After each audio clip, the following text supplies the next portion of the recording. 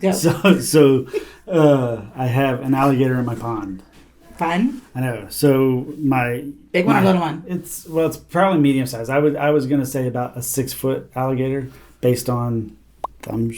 So it's the end of the nose to the eyeballs. For every inch, a foot.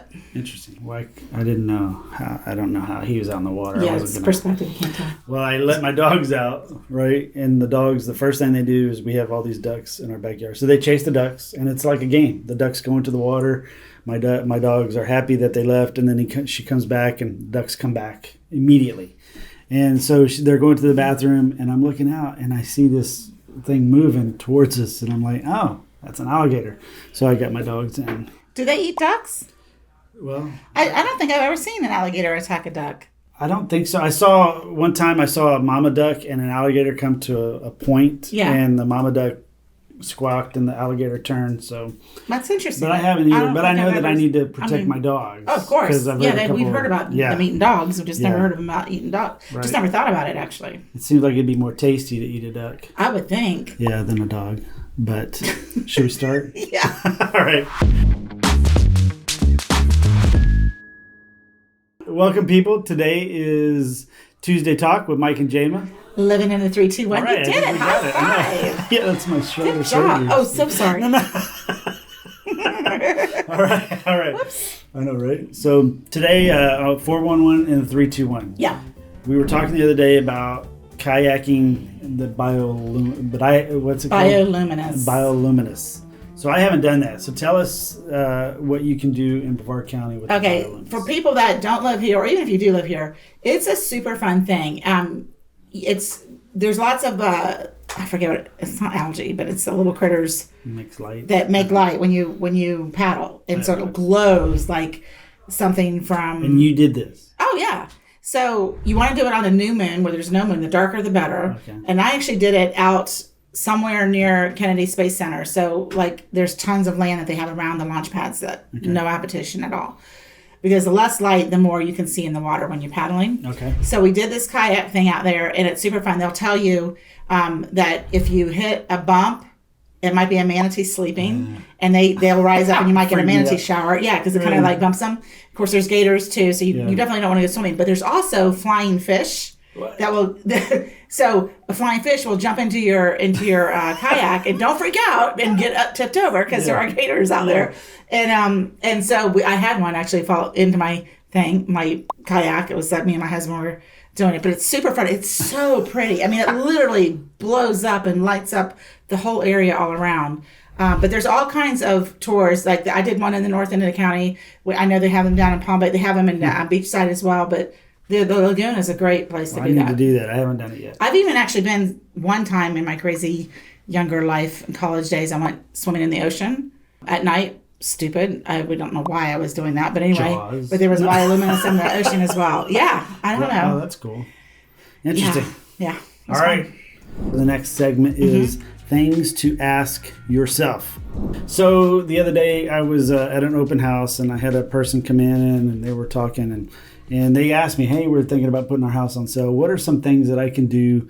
He goes, I don't have a lot of money, but I want it to be more appealing for people. And he goes, what can I do? And I was thinking, well, that's a good question to ask yourself. What can you do for a little bit of money? So I know my first question would be, or my first thing would be, is to find yourself a good realtor who will tell you what to do so that you don't waste your money in the wrong spots. Right.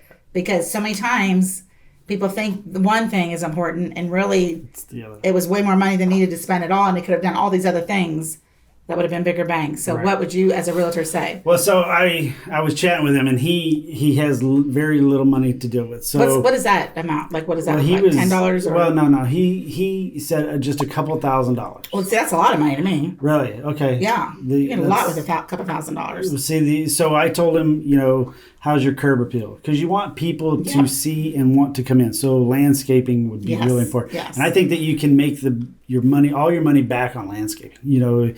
Put a few $100s into making your house look really nice from the outside. And then of course you can change some things on the inside. I remember you and I were talking about one time putting I took a mirror off the wall and put a mirror that was framed. And that really sets the tone, because those stucco-on mirrors, they look old and outdated. So, but that was really cheap because I bought it from Hobby Lobby for really cheap. Right. So little things like that. But the biggest thing I was telling this guy, because I felt like he was telling me that he didn't have a lot of money, but he wants people to come in the door because he thinks his house has a lot of character. Right. I said, well, this is what you could do right away to make it appealing. You know, so I agree with you 100%. I know paint, especially if you paint it yourself. Yeah. You can paint your whole interior much better. Yep. Right? And then the fixed fans, the ceiling fixtures, the fans and the lights over the vanities and stuff like that, those are not super expensive. You know, under $200 a fan. Yeah. You got 5 fans in your house, that's $1,000. You said a couple $1,000. Yeah. But that, people walk in and see these dated fans and it immediately makes them feel dated, right? Right. And droopy fans too. Droopy fans, you know, fans. So the blades all catty-wall, one's missing, things like that. You know, and dust them. Please dust them. Absolutely. You know, clean fans are better than clean homes. Clean homes for sure. Yeah. Let's go to our next episode, which is true or false. True or false? Zestimates are always accurate. False. Are you sure? Yeah. So I have a house that's on the market, and a person came and said, "Hey, the Zestimate says it should be here," and I was like, "Oh, well, let's bring up the Zestimate and see what houses they're using." And I look and I said, "Oh, they're not even using the 2 houses that sold in the neighborhood in the last 2 months."